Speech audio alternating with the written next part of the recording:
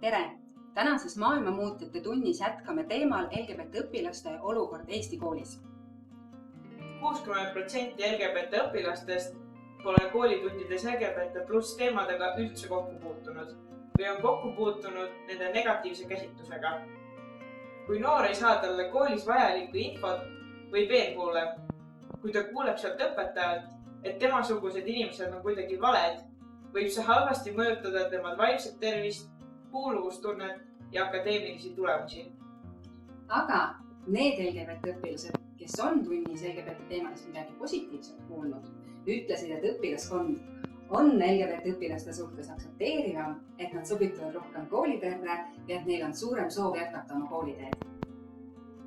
Õpetajad saavad tundides LGBT plus teemasid positiivselt kajastada, kui neil on selleks tuge ja teadmisi. Aita meil jõuda õpetajateni, et muuta kool turvaliseks igale õpilasele. Sinu annetusi kasutame selleks, et luua uuenduslikke õppematerjale ja korraldada üks võimas kampaania, millesugust pole Eestis varem nähtud. Käsi püsti, kes poolt on.